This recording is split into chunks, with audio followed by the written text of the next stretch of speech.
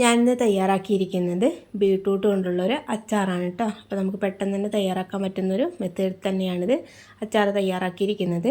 അപ്പോൾ ബീട്രൂട്ടൊക്കെ ഉണ്ടാകുന്ന സമയത്ത് ഒന്ന് ട്രൈ ചെയ്ത് നോക്കൂ കേട്ടോ. കുട്ടികൾക്ക് എന്തായാലും ഇഷ്ടപ്പെടുന്നൊരു റെസിപ്പി തന്നെയാണിത്.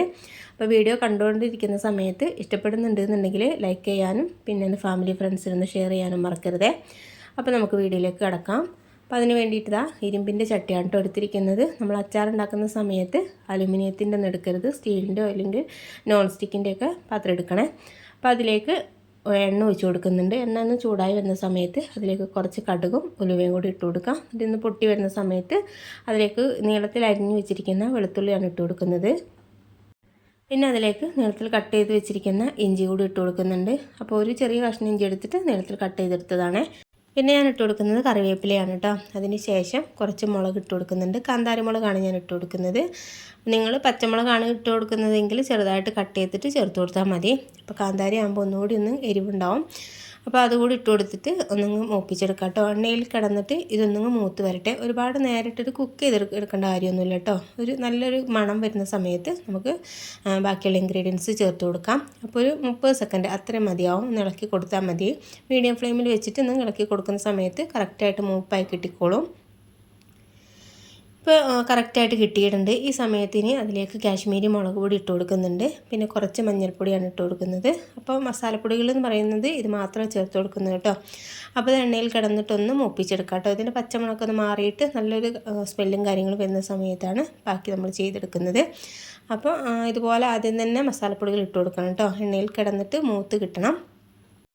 പൊടികൾ ഇട്ട് കൊടുക്കുന്നതിന് മുമ്പ് നമ്മൾ ഫ്ലെയിം നല്ലവണ്ണം കുറച്ച് വെക്കണം കേട്ടോ. ലോ ഫ്ലെയിമിൽ വെച്ചിട്ട് ഇതുപോലെ നല്ല രീതിയിലൊന്ന് മൂപ്പിച്ചെടുക്കാം. ഒന്ന് കറക്റ്റായിട്ട് കുക്കായി വരുന്ന സമയത്ത് പച്ചമുളക് മാറി വരുന്ന സമയത്ത് അതിലേക്ക് നമ്മൾ ചെറുതായിട്ട് കട്ട് ചെയ്ത് വെച്ചിരിക്കുന്ന ബീട്രൂട്ട് ഇട്ട് കൊടുക്കുന്നുണ്ട്. പിന്നെ ഈ സമയത്ത് ആവശ്യത്തിനുള്ള ഉപ്പ് ചേർത്ത് കൊടുക്കുന്നുണ്ട് കേട്ടോ. അപ്പോൾ അച്ചാറാകുമ്പോൾ നമ്മൾ അത്യാവശ്യം ഉപ്പും മുളകൊക്കെ വേണമല്ലോ.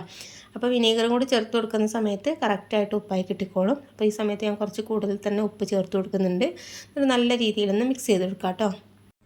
അപ്പോൾ നല്ല രീതിയിലൊന്ന് മിക്സ് ചെയ്തതിന് ശേഷം ഞാനിതൊന്ന് അടച്ച് വെച്ചിട്ട് കുക്ക് ചെയ്തെടുക്കുന്നുണ്ട്. ഒരു 2-3 മിനിറ്റ് നേരം നമുക്കിതൊന്ന് അടച്ച് വെച്ചിട്ട് കുക്ക് ചെയ്തെടുക്കാം. മീഡിയം ഫ്ലെയിമിൽ വെച്ചിട്ട് കുക്ക് ചെയ്തെടുത്താൽ മതി. അപ്പോൾ ഇതിലുള്ള ബീട്രൂട്ടിലുള്ള വെള്ളമൊക്കെ ഇറങ്ങിയിട്ട് സെറ്റായി കിട്ടിക്കോളും.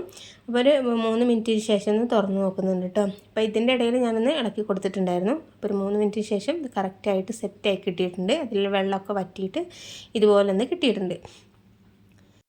ഇനി ഞാനതിലേക്ക് 1 ടീസ്പൂൺ നിറച്ചും കായപ്പൊടി ചേർത്ത് കൊടുക്കുന്നുണ്ട്. കായപ്പൊടി കുറച്ച് കൂടുതൽ തന്നെ ചേർത്ത് കൊടുക്കാം കേട്ടോ. അപ്പോൾ നല്ല ഫ്ലേവറും കാര്യങ്ങളും മുന്നിട്ട് നിന്നോളും. അപ്പോൾ ഇട്ട് കൊടുത്തതിന് ശേഷം നല്ല രീതിയിലൊന്ന് മിക്സ് ചെയ്തെടുക്കാം കേട്ടോ. മിക്സ് ചെയ്ത് നമ്മൾ കായപ്പൊടി ഇട്ട് കൊടുക്കുന്നത് കുക്ക് ചെയ്തതിന് ശേഷം ബീട്രൂട്ട് നല്ല രീതിയിൽ കുക്കായതിന് ശേഷം ഇട്ട് കൊടുക്കുകയാണെങ്കിൽ നമ്മൾ കായപ്പൊടീൻ്റെ ഫ്ലേവറൊക്കെ മുന്നിട്ട് നിന്നോളും. അത് നല്ല രീതിയിലൊന്ന് മിക്സാക്കി കൊടുക്കുന്നുണ്ട്. ഇനി അതിലേക്ക് ഞാൻ വിനീഗറാണ് ചേർത്ത് കൊടുക്കുന്നത്. 2 ടേബിൾ സ്പൂൺ വിനീഗർ ഞാൻ ഒഴിച്ച് കൊടുക്കുന്നുണ്ട്. അപ്പോൾ ഞാൻ ചെറിയൊരു ബീട്രൂട്ടാണ് എടുത്തിരിക്കുന്നത് കേട്ടോ. അപ്പോൾ അതുകൊണ്ടാണ് 2 ടേബിൾ സ്പൂൺ വിനീഗർ ചേർത്ത് കൊടുക്കുന്നത്. എന്നിട്ട് നല്ല രീതിയിലൊന്ന് മിക്സാക്കി എടുക്കാം. ഈ സമയത്ത് ഉപ്പൊക്കെ ചെക്ക് ചെയ്തിട്ട് വേണമെന്നുണ്ടെങ്കിൽ ചേർത്ത് കൊടുക്കാം കേട്ടോ. അപ്പോൾ ഞാനിതിൽ ഉപ്പ് കുറച്ച് കൂടുതൽ ചേർത്ത് കൊടുത്തിട്ടുണ്ടല്ലോ. അപ്പോൾ അത് കറക്റ്റായിട്ട് അളവ് തന്നെയായിരുന്നു. ഇപ്പോൾ ഇതാ സെറ്റായി കിട്ടിയിട്ടുണ്ട്. ഫ്ലെയിമൊക്കെ ഒന്ന് ഓഫ് ചെയ്തിട്ടുണ്ട് കേട്ടോ. അപ്പോൾ നമുക്കിത് ചൂടാറിയതിന് ശേഷം വെള്ളമൊന്നുമില്ലാത്ത നല്ല വൃത്തിയുള്ള ബോട്ടിലേക്ക് മാറ്റി കൊടുത്താൽ മതി.